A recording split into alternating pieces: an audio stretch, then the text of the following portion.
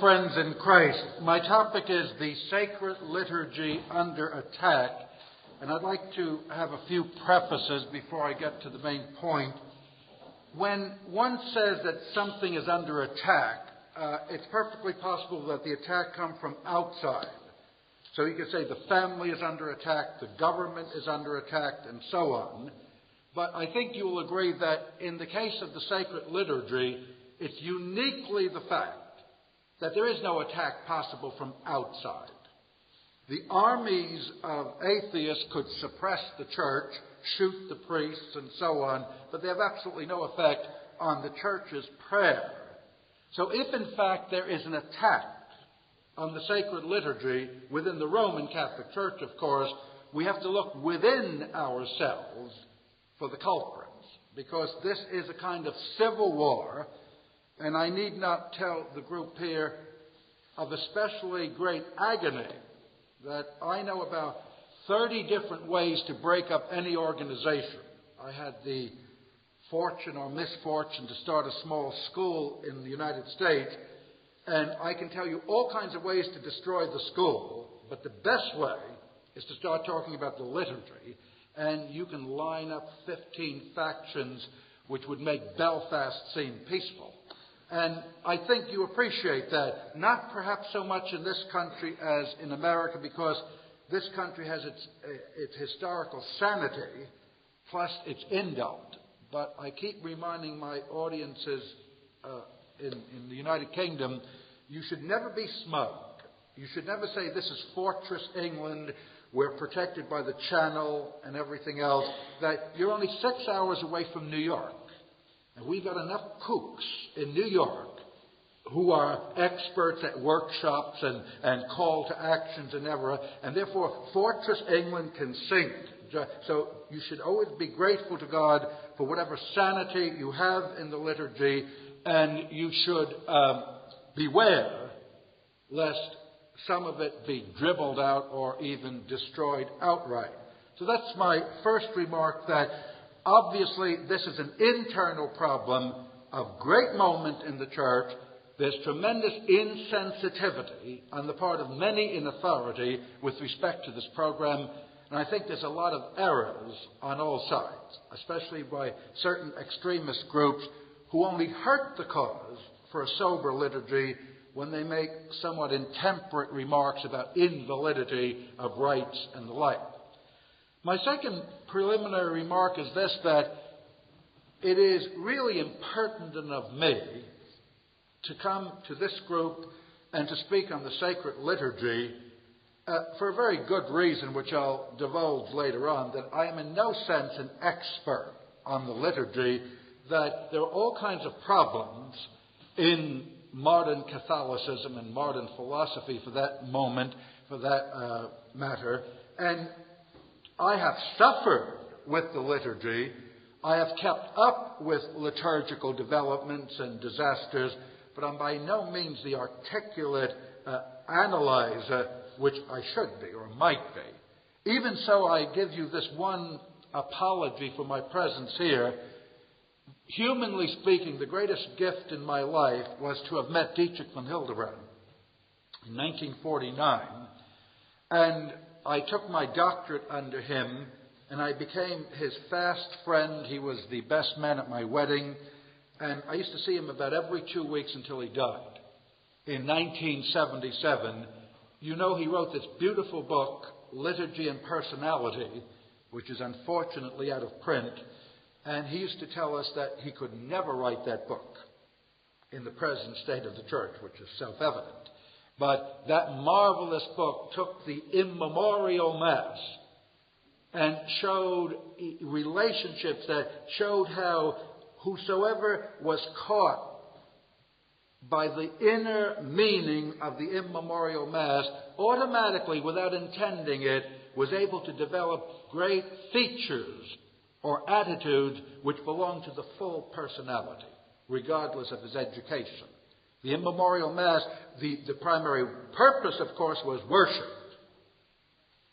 And one always seeks to worship God in a fitting way, but as a superabundant gift, it developed in every person these attitudes of response to value, of reverence, of organic growth. It was the great masterpiece of all time. Michael Davies says that several times in all his books. Perhaps the greatest product of Christianity in 2,000 years was this magnificent worship of the immemorial Mass. And I remember when it was replaced by the new Ordo, someone who today would prefer to be called a moderate, and I won't get any more specific, was outraged and used a magnificent word. She said, they have destroyed a cathedral. She didn't say that the little shanty or the pillbox which replaced it was invalid, but they've destroyed a cathedral, the cathedral of the old missal itself. So that if I have anything, it's not so much that I have anything new to say. I hope what I have to say is true and valid. But if I have any occasion or justification for speaking here, it's because for so many years I have sat at the foot of Van Hildebrand, and he used to speak about so many things, but never so much as about the Holy Mass and the immemorial Mass and the great gift of God, which it was to countless generations. I remember my father was an immigrant from Italy. He came to America at age 14. He never missed High Mass on Sunday. He had no education. He spoke English and Italian ungrammatically, no doubt in Italian, certainly in English. But it mattered not to him. He knew that at that High Mass on Sunday, something momentous was taking place. And until he died, or shortly before he died, he lovingly participated in that immemorial Mass. I want to discuss now this problem of the liturgy under attack. And I think we have to use the words of Michael Davies that we are faced with a liturgical revolution. No matter how much the moderates insist that this is not so, that's what it means when you have a radical overturning of attitude and principles and details and effects. That's what a revolution is. It's not simply a minor surgery or using the image of the cathedral. I think we all should agree that the immemorial Mass was like a magnificent cathedral, and sometimes extra chapels were built, and no one even knows why. And if you went through a passageway, you would see a cave with certain additions, and it could be there was somewhat redundancy. So that if we were serious, if we had been serious about reforming in a positive way that cathedral, it might have meant taking an arch down here and closing up that entrance and perhaps putting some mosaic here. The equivalent, in other words, of dropping one confiteor. There sometimes were too many confiteors, the one just before communion, and perhaps adding this or adding that. It's always possible to have a splendid work and organically, in the spirit of prayer, to add or subtract somewhat from it. But a revolution means you blow it up with whatever speeches is immaterial. And a revolution is characterized by this hatred of the past. That these Jacobins come in and are infuriated by anything reminding them of monarchy, as it were, so that they do their vandalism. And as if that isn't bad enough, but then we're made to endure speeches about how lucky we are to be given this pillbox and to walk among the rubble. How fortunate we are that the genius of so many learned people gave us this thing. So that is the theme of what I want to discuss tonight. And of course, the moderates make a distinction which is totally accurate, and we ought to pause on this. They distinguish what really happened after Vatican II, which they even admit is deplorable, and even what really happens, because it's by no means ended. Every time you wake up, there's a new workshop. And every time there's a new workshop, there's a new horror prepared. So we have to distinguish between the de facto event, what happens, and everyone could admit it's filled with abuses. But then they say we should distinguish that from what ought to have happened, what was the mind of the Church and the Fathers at Vatican II when they wrote the Constitution on the Sacred Liturgy, and they also include under one rubric, not the de facto, but the ought, and under ought they mean the documents of Vatican II, plus all those disciplinary measures promulgated by lawful authority. In other words, what Rome really wanted. Now, almost everyone admits that what we have now is not what Rome really wanted. And I think to a certain extent that's correct. So let's quickly look at this. If someone says, well, what about, would my position be that what Rome wanted, what the Vatican II mandated, was itself wonderful and good and so on? I would say that's not so easy to answer. I know Van Hildebrand at first used to say that the actual documents of Vatican II were superb. But I think it's more accurate to say now that in one sense, and upon a certain reading, they are certainly not objectionable. And they certainly could even be interpreted in a favorable sense. But Lefebvre's phrase is relevant here. Nevertheless, those ambiguous clauses were time bombs. And you can't blame the time bombs on the bishops. I mean, the local dioceses and the local litniks who have managed to make a scandalous sacrilege out of everything, that this came from authority. This came from the official documents. Now, did the official documents promulgate formal error or heresy? No, we don't have to go that far. It suffices that there was an imprecision, and we can suspect that it was deliberately there by some mafia element in the council, but it suffices that if this imprecision was there, which really did give a kind of authority to many of the changes, which therefore are really authorized. They are not abuses, they are authorized. And I think we should always note this, that you could say it's a time bomb, and then you have to say that events caused these time bombs to detonate, or perhaps it might even be better to say that they were seeds, like weeds, foul weeds. And these seeds were scattered among a nice innocent garden, which was not stupendous, but acceptable, and that subsequent events have watered and nurtured the seeds, so that today we are in this evil growth. And we thrash about wildly, and we sin against charity and everything else, and above all, we're distracted from worship. We no longer go into a church to worship, we go into a church with a notebook. And we're looking around and nervously wondering what new thing is going to greet us here or there, even if in fact it's straight. I have made about 7 masses in my 8 days here, and any one of those 7 masses would be considered perfectly ideal where I come from. I mean, we wouldn't even fight, I think.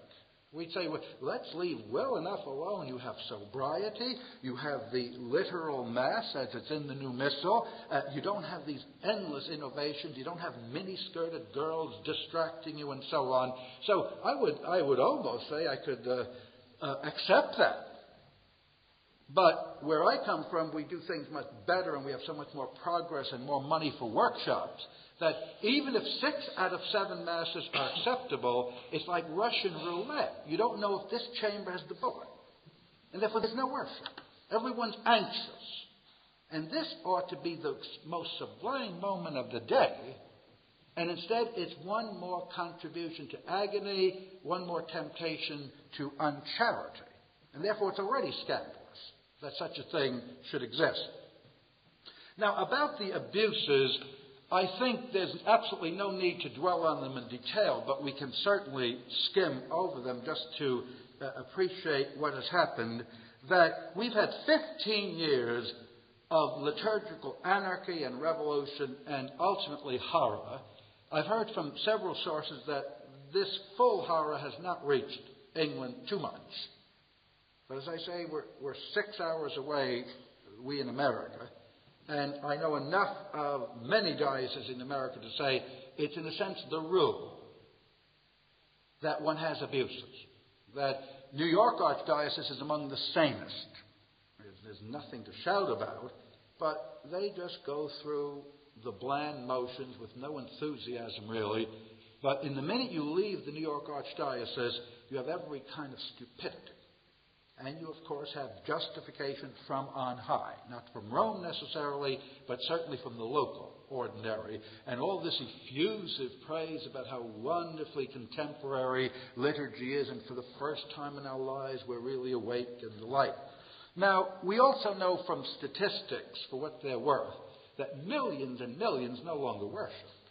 When anyone tells me about the splendid health of the church, I wonder if he's talking about planet Earth. I was at a deanery meeting yesterday, and there was a priest there who was jubilant because I seemed to be a bit doubtful about the spiritual and liturgical health of the church. And he said, the church has never been so healthy and so respected. And his proof was this, that anytime there's a controversy now, the BBC calls up his office to find out what the Catholic Church's position is on hunger strikes or whatever. But they would call up Jehovah's Witnesses. They just want action. But this poor man thinks this is a sign that we're finally respected.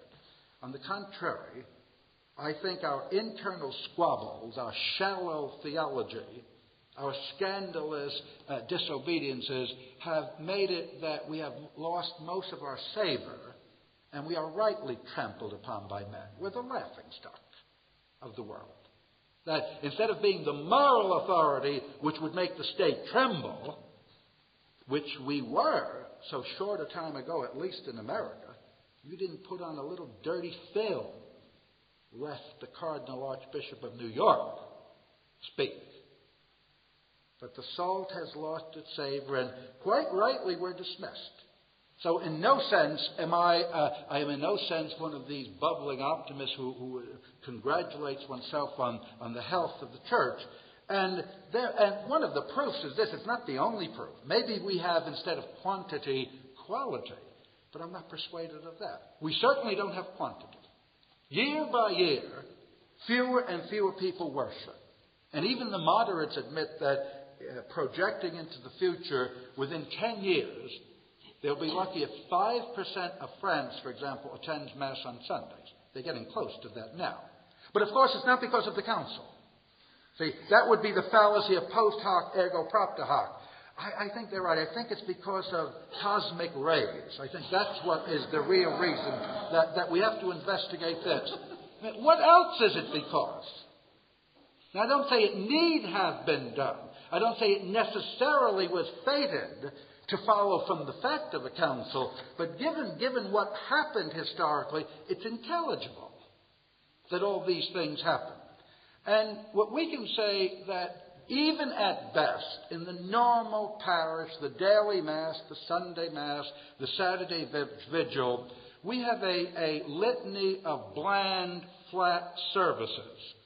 That's about the average. There's a dispirited clergy, just thumbing through the book, people making the responses mechanical, those very responsibles which were supposed to be so meaningful, those very responses, they're now mechanical, and one puts the hand out for the sign of peace and so on. That's at best, normally. Once in a while, on the feast of St. Philip Neri, in the oratory, you get a splendid thing, and that's alleged as proof that nothing really has changed. But it's quite the opposite. It's as if once a year, we go back into the boarded-up cathedral and light it up and say, there it is. But then for the rest of the time, we're with the pillbox. That the liturgy, as everyone knows it, with the exception of you fortunate few who live near the oratory, the liturgy is this bland, flat, horizontal type of worship. But of course, more often, at least in America, and I hear in France and other countries, it's much more than that. It's not at least if it were bland, it would not be so sacrilegious. It would not be sacrilegious at all. It would simply be flat. But more often, there's always a combination of silliness. It seems as if the potentiality for silliness is infinite.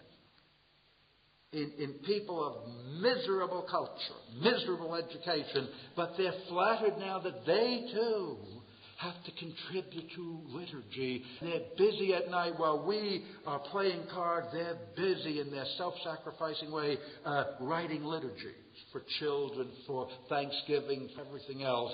And they're a bit unhappy that we boors don't appreciate their immemorial contributions to that. And it's silliness. I think that's still more offensive than anything else. Giggling idiots tampering with this majestic act, this sacred act of Christ, and expecting to be applauded. Also, of course, we have blasphemy and sacrilege, and these are documented. When I first started Catholics United for the Faith, I was not a founding officer, but I was a founding guerrilla, as it were, a founding spirit. Our first thing was to collect all the horror stories. We used to start every meeting with a horror story, and that was interesting. And if you remember Triumph magazine, the beautiful magazine, should never have folded, their first page was called Non Imprimatur, and they admitted it should have been Ne Imprimatur, but they would have one page of horror stories, and that would get us warmed up for the magazine. And these can be duplicated, and there's no need this.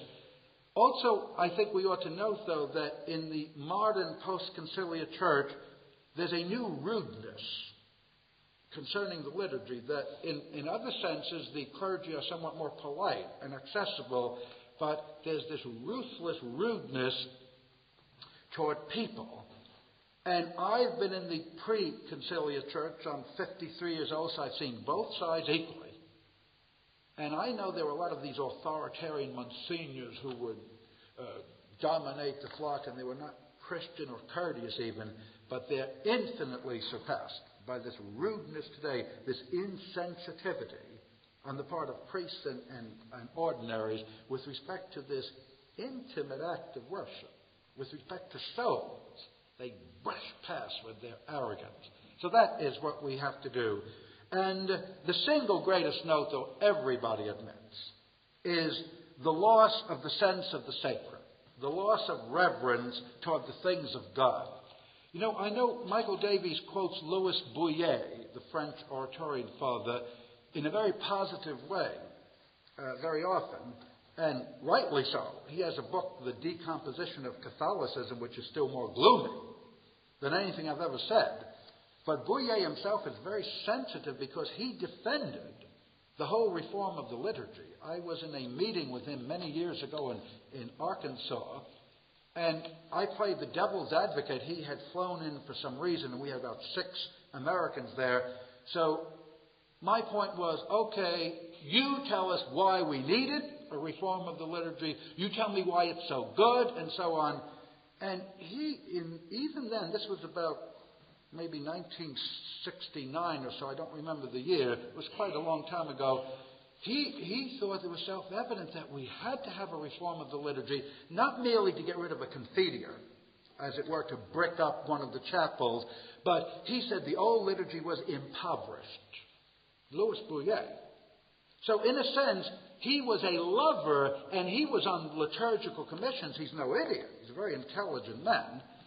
So in a sense, he was offended when we came along and attacked, when at least I came along and told him I saw no reason for the whole thing, the whole alleged reform, that the Pope or someone could have changed a few things in the old missal, and that's all we really needed, and he could have added a few feasts, a few new prefaces.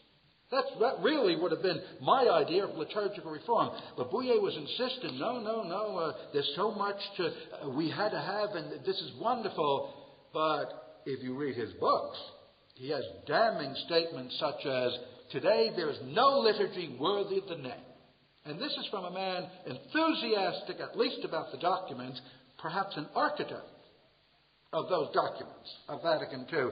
So, and I've never met a person happy with the New Order Liturgy as it stands. Obviously, traditionalists and moderates can't stand it. But the liberals don't like it because they always have to transcend it. They're not satisfied. Father Brian Houghton wrote this beautiful book, which I'm sorry has not gained the currency that it should, with Mitre and Crook. I think that I sold around 50 copies of that in the States. Father Brian Houghton, I think his name is.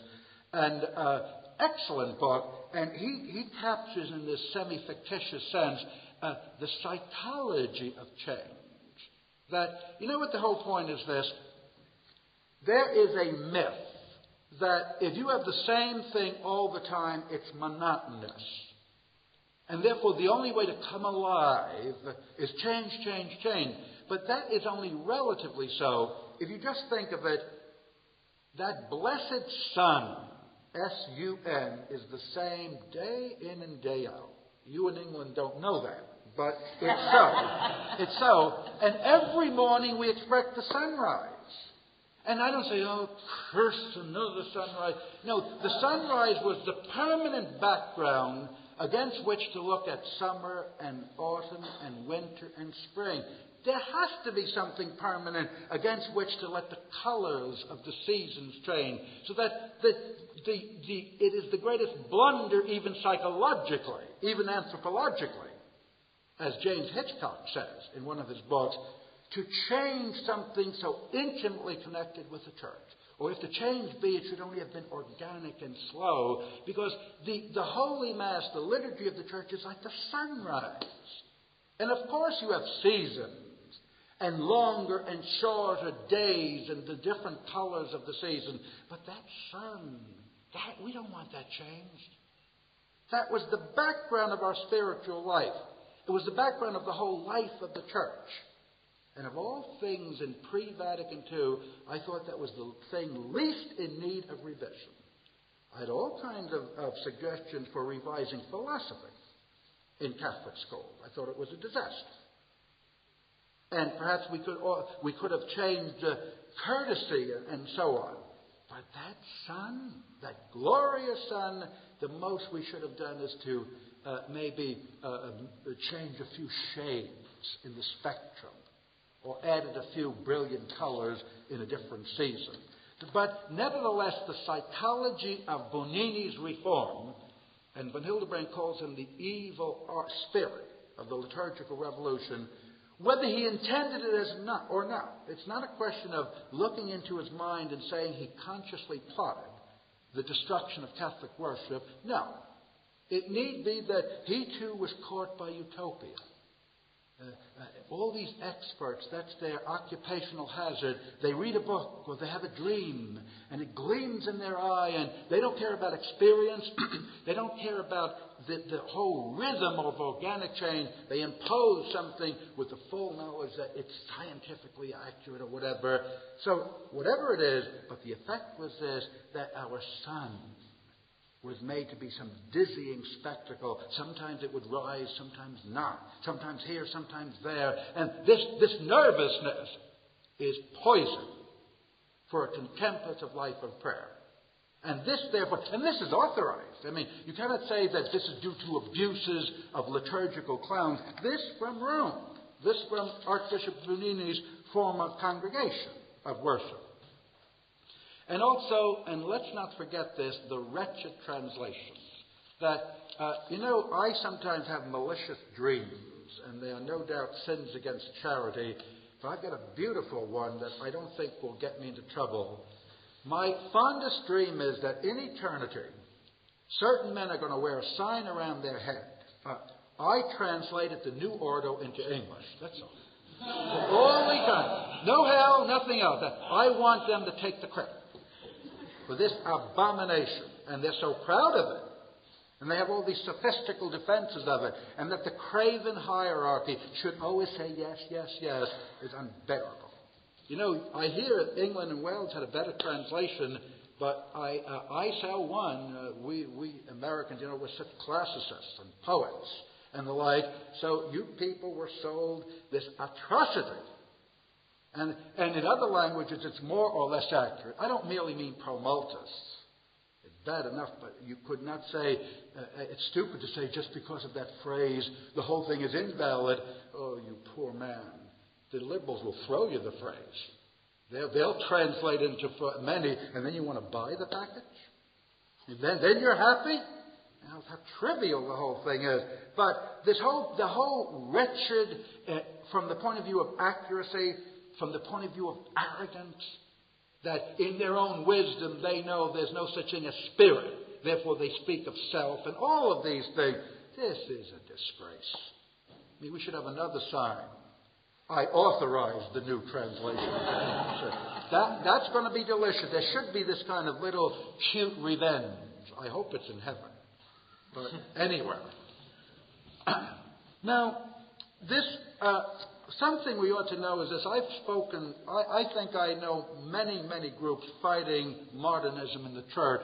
In fact, I think in America I've been involved with most of them. And we usually split up, of course. That's the name of the game. We get a lot of action that way.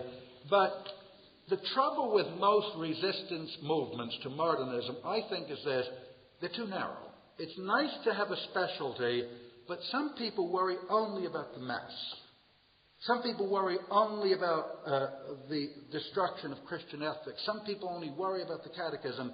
But anybody with eyes to see should see it all goes together. It's cut from the same cloth.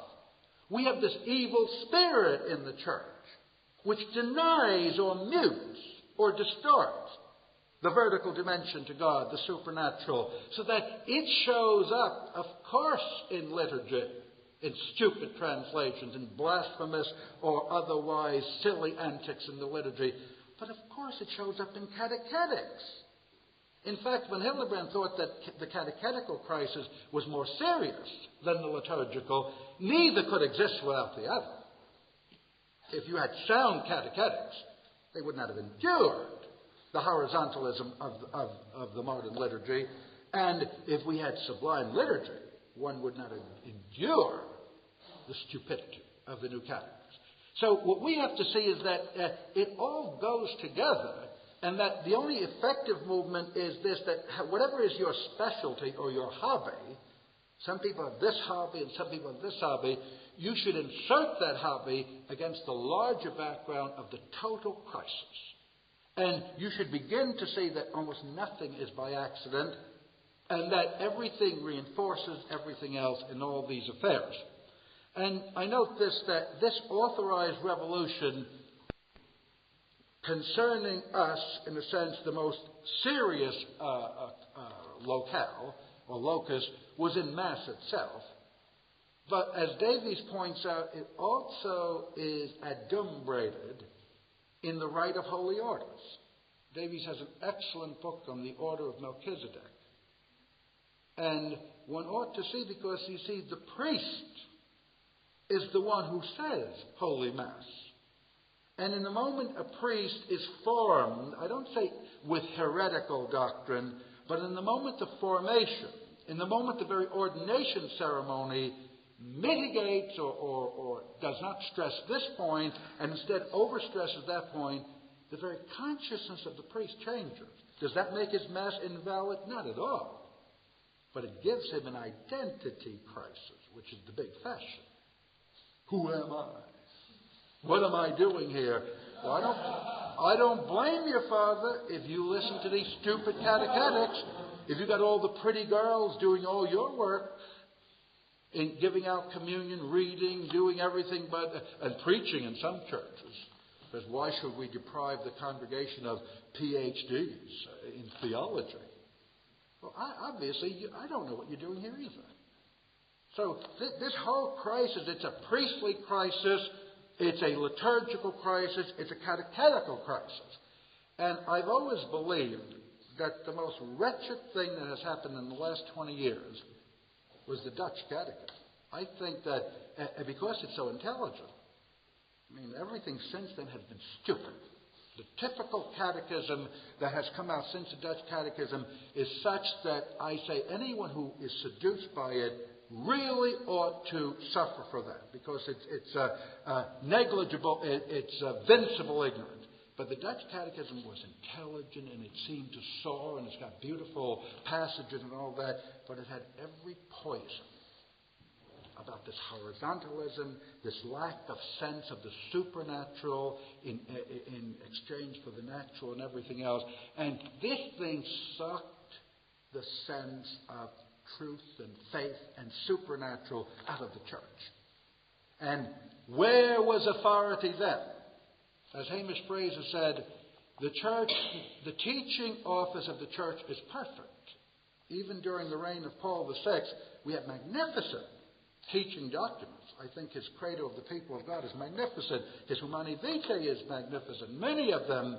But Fraser says there was a temporary suspension of the governing authority of the church. That the church authorities are so quick to pounce on a little schismatic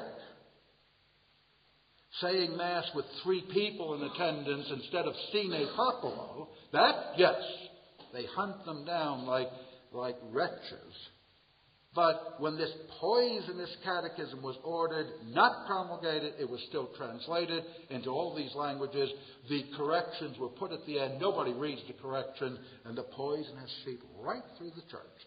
So if we want to really fight the liturgical battle, I would not simply keep insisting on pro multis and all this stuff. Look at that wretched Dutch catechism.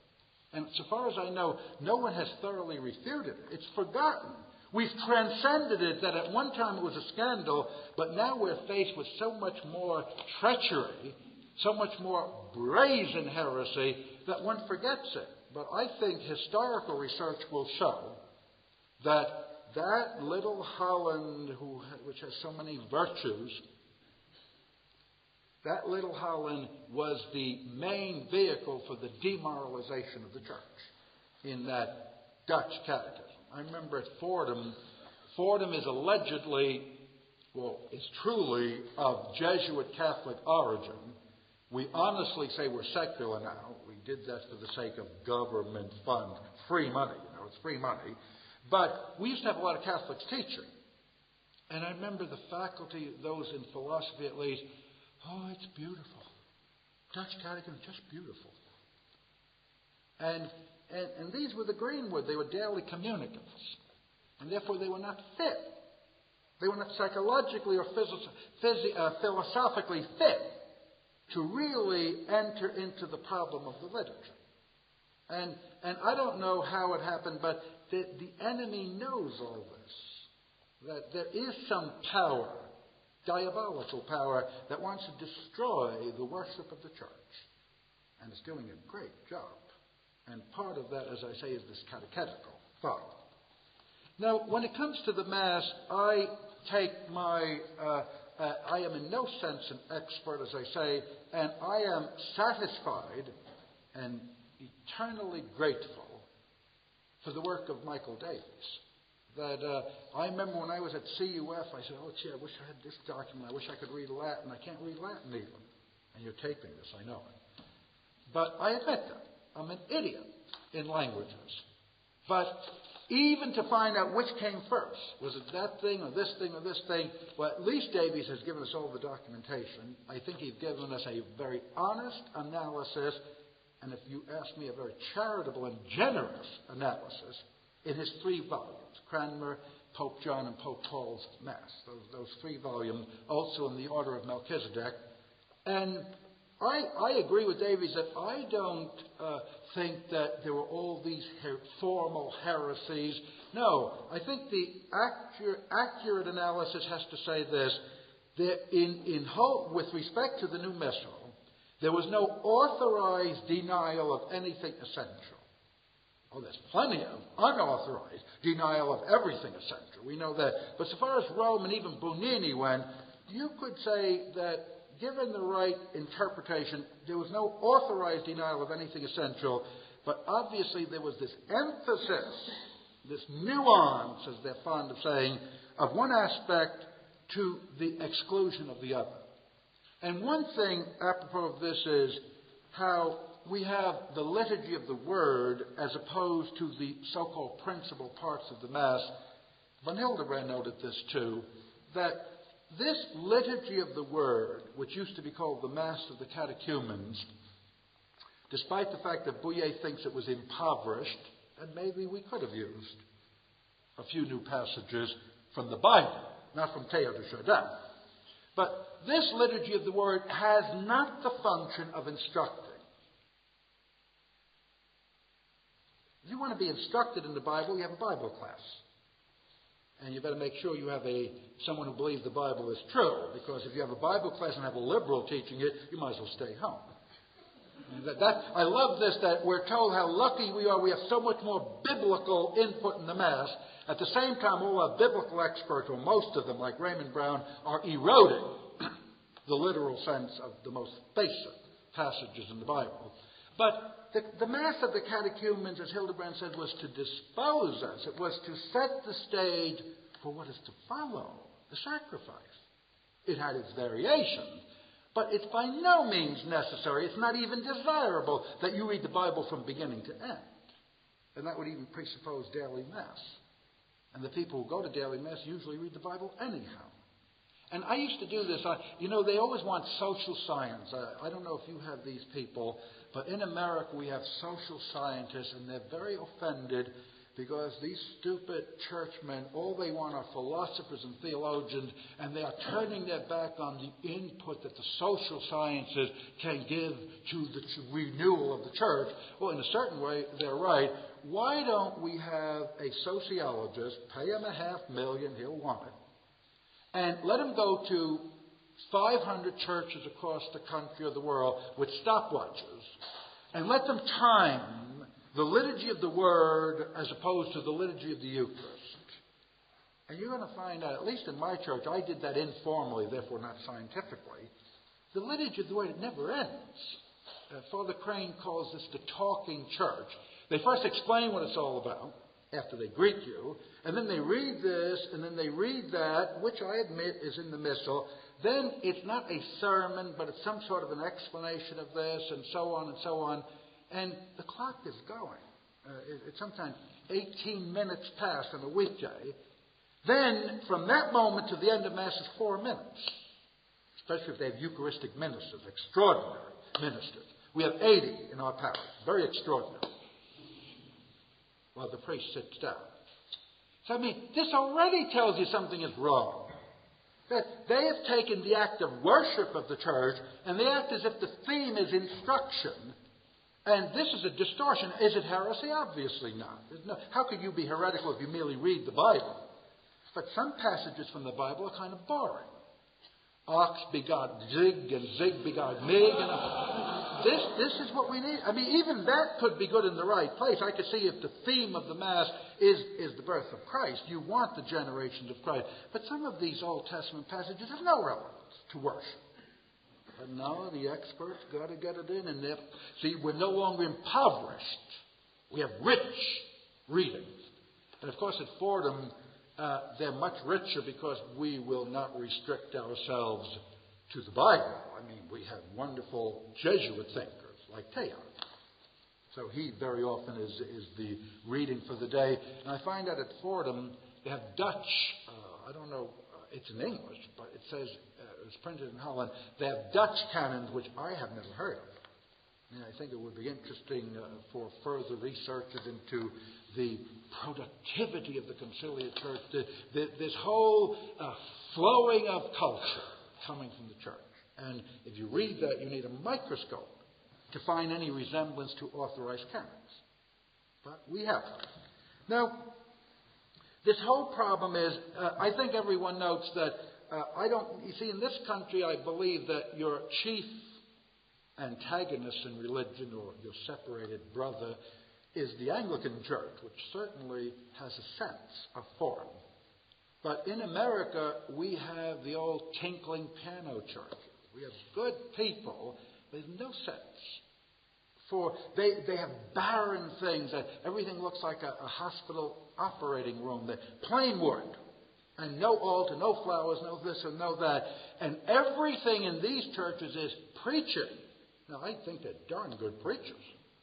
That if the Roman clergy want to be more effective speaking, they ought to learn from their separated brethren how to hold an audience spellbound. But this is not worship. This is all lecture. Now, the point is this, that our reformers, and I think this has been authorized by, if not by Rome, it's been permitted by Rome, our reformers have wanted to be, they are the puritanical vandals, and they get rid of images, they get rid of this good, or sometimes it's artistically only mediocre, but at least it speaks to the heart. They get rid of all these things and they replace it with antiseptic words. And I think this is a great crisis in the liturgy. Again, we have to see that there are these symbols which James Hitchcock, I don't know if you know James Hitchcock, he's an American historian, a young man who's in no way sympathetic to Lefebvre or even the Tridentine Mass, but he's an honorable enough man to tell people what's happening on his own level.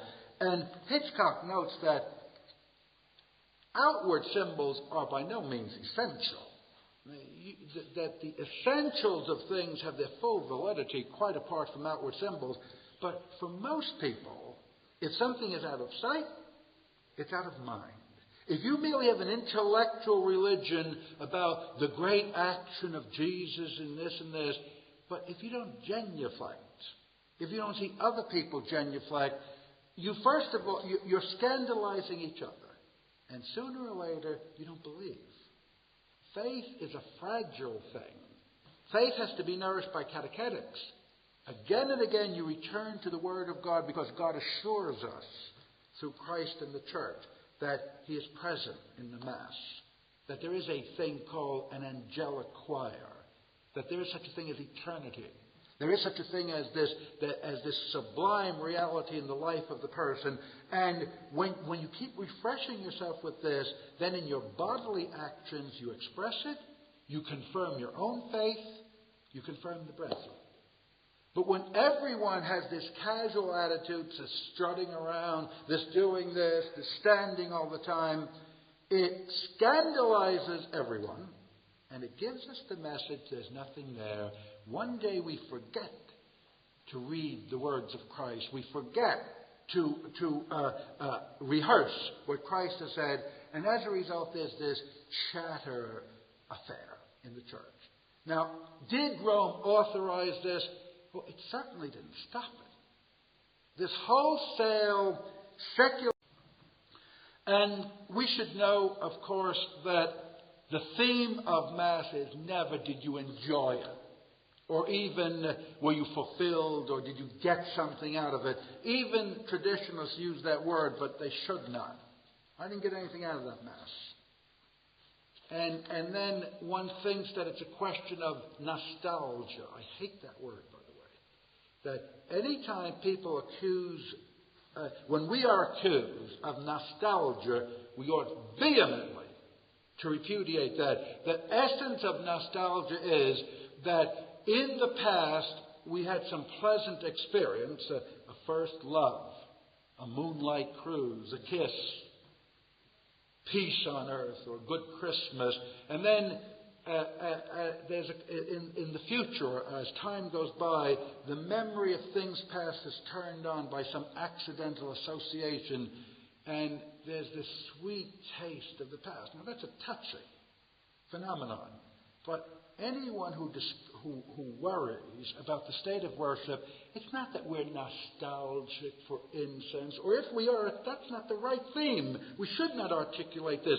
The theme is this: do we have here something fitting for the worship of God? Beauty is fitting, sacredness is fitting, incense is fitting, lofty language is fitting. And we who want this restored are not nostalgic. This is a vicious word, which we ought to repudiate. And I could go on and on, but I just want to note a few things that in holy orders, in Davies' book, The Order of Melchizedek, and I sold about plenty of copies. I can't remember if it's printed here or in America, probably both places. I think you have Augustine Publishing here, which handles it, and I know I can get copies where I am, that he notes that in the New Ordinal, there are certain optional prayers which refer to the old idea of sacrificing priests, which is the only raison d'etre of a priest. In the moment, for a Roman Catholic priest, he's not a minister, he's a priest. But as Davies notes, there's no mandatory one. And we all know how options go. If you're allowed to use certain things, you must use them. That's one type of option. And if you're allowed to use other things, you never use them. And a combination of must and never has brought us to this. The options sometimes are attractive, but almost no one uses the option of the first canon, and almost everyone uses, instead of optional vernacular, it's mandatory vernacular, and so on, so that it's perfectly possible for a whole batch of priests to be ordained not once, having a mandatory prayer with reference to their sacrificing role. Now, does this make them invalidly ordained? I think that's kind of dangerous to say. I think the enemy loves us when we get hysterical. He's invalid, and everything's invalid, and so on. We ought to have a little sense about degrees and so on. I don't think that's a danger at all. In other words, ontologically speaking, the sacrament takes. There's all kinds of power of the sacraments. The Church does have the authority to determine certain formulas, and the effect is ex opere operato. But the damage is done in consciousness, not in reality. That what one is aware of, that what one understands by it. And I know some beautifully new ordinands who have been ordained in the new order who are great priests. They understand exactly what they're doing, and they are ready for martyrdom too. But I have a lot of other young priests who don't have a ghost of a hint about their major mission in life, to offer sacrifice. They think their raison d'etre is to build community in this horizontal way, and they practice smiles in front of a mirror, and they use dentifrice and all that. This is the sense of the thing. Now, when it comes to catechetics, to go back to this again, I think catechetics is a strange thing that, as I said, the Dutch catechism was the arch heresy of our era. And the local catechisms were equally heretical, but much more stupid, and sometimes not even stupid, they were empty. The typical catechism would be the sacrament of baptism. They have beautiful artwork showing you people fishing in a river or someone taking a shower, something like this. And apparently they had this mysticism of water, the way Feuerbach did. Feuerbach is the great evil genius of this stupidity. But in general, they were just harmless pap.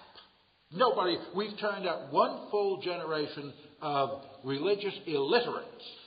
But the penny catechism looks like the Summa Theologica to them. When they come to university, if you give them the penny catechism, boy, you're getting deep. They've been deprived of this.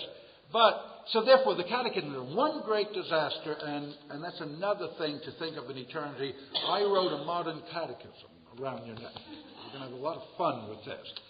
I'll probably wear a different sign, which is still worse. I hated all this.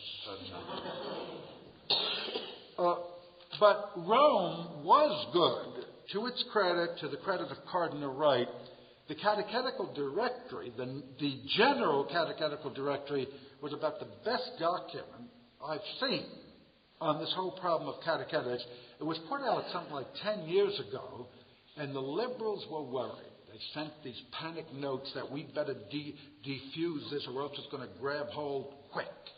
So they managed to neutralize it totally. It has had no impact whatsoever on catechetics, but at least you could say that because Rome was good, but Rome was impotent, false catechetics about the Mass, the priesthood, the real presence, sin, redemption, the whole thing, inundated the church. And we were therefore catechetically defenseless against the error. Our generation knew better, but those who are formed, they are the victim. Mostly the young people the age of my children, have no faith, practice no religion.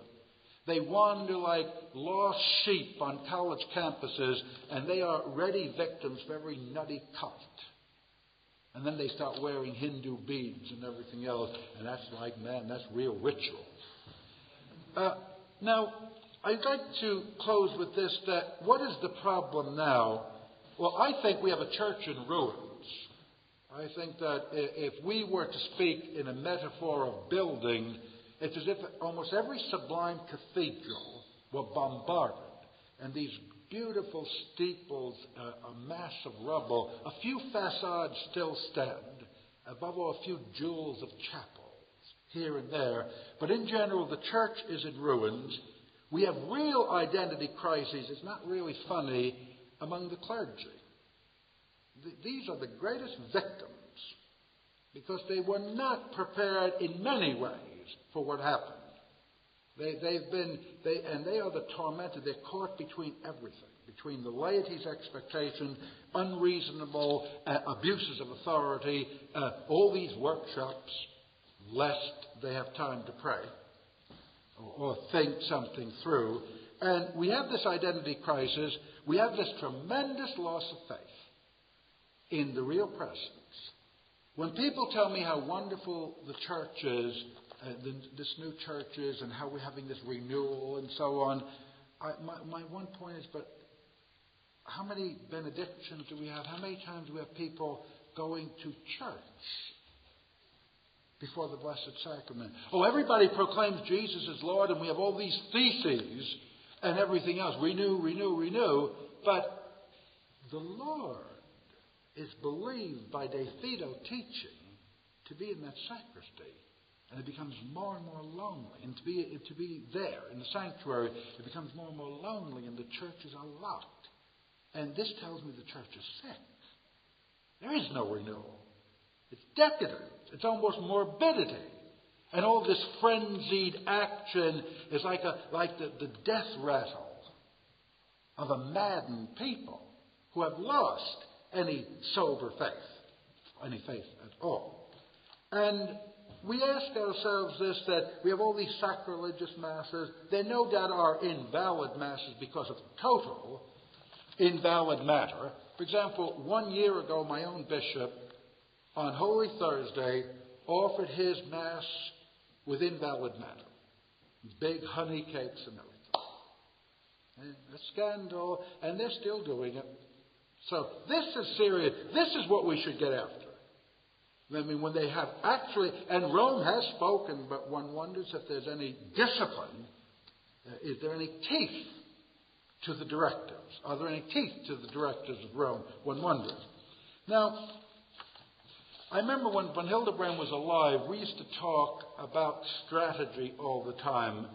And I am not about to advise people on strategy here, but there was one school of thought which had this conviction that our entire strategy should be to so denounce the old Mass, the new order, to say it's invalid, it's stupid, it's this and this and this, that authority would come to its senses and give us back the old right. I wonder if that's possible now. I say that should, in any case, Von Hildebrand and I even agree, he told me this. He said, no, the strategy should have been coexistence.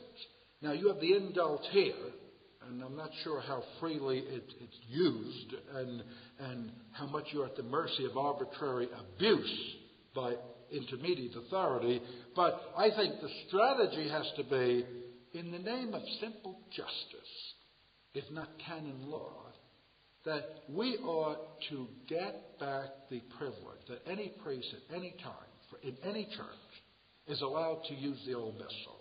And I think this Pope could do it. By the way, if you ask me if there's any hope, I think humanly speaking, he's the greatest hope. I know many people are disappointed in one or another thing, but one of the things I love, by the way, is that he's a phenomenologist, like my dear Von Hildebrand.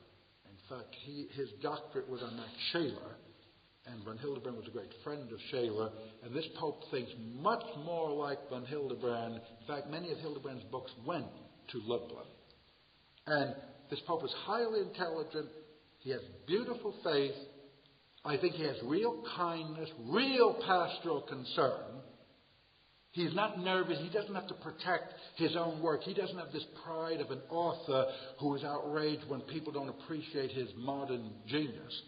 And I think we have every right to hope and pray and expect that by a mere announcement, it will be formally announced that anybody at any time can say the old missal. You might say, well, that's already possible. And I've heard all these canon law arguments, and they seem to be persuasive. I'm not fit to enter into this. But at least this is so many priests don't think it's possible. Many priests feel bound in conscience, for example. They are afraid of disobedience.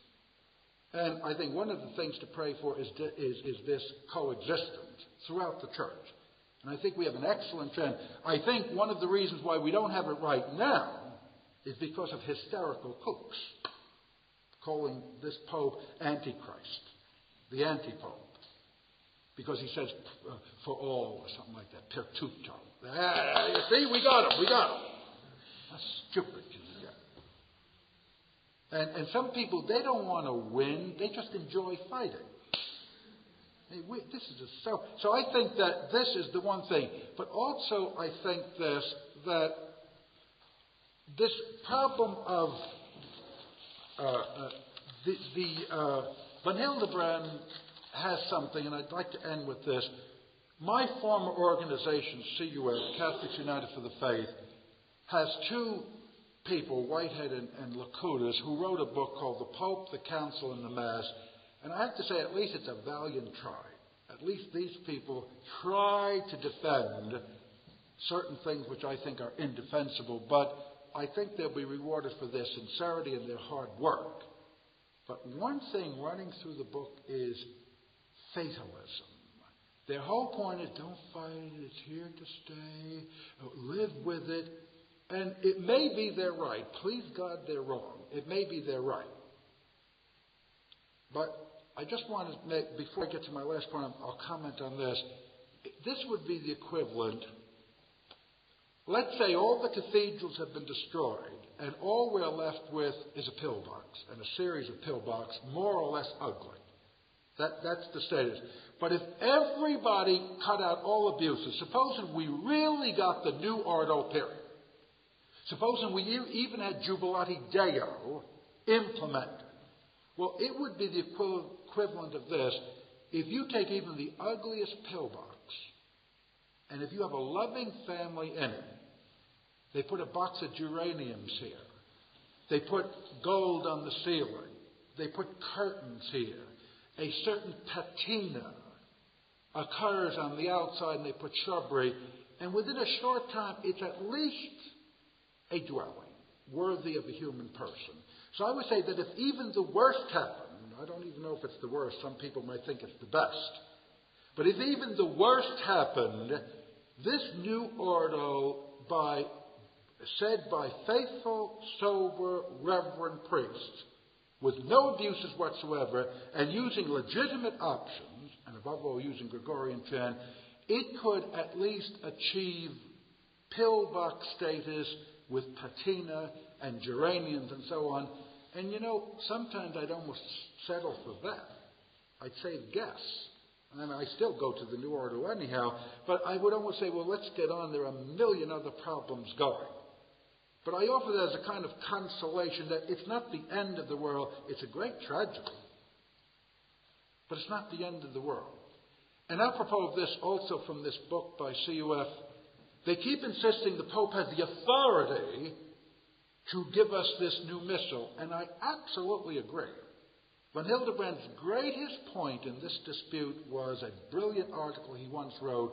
When the new order was seemingly promulgated and negated the old, he says, we obey, but we do not agree. That's the key point. He insisted on the right, respectfully to discuss the merits of this new. Where some people think that we claim the Pope had no right. And as Davies said, and as even this moderate friend of mine, of course the Pope had the right. That as supreme sovereign of the church, there is no further appeal except to God. So we can always pray that God will change the mind of the Pope, but humanly speaking, there is no other recourse. So the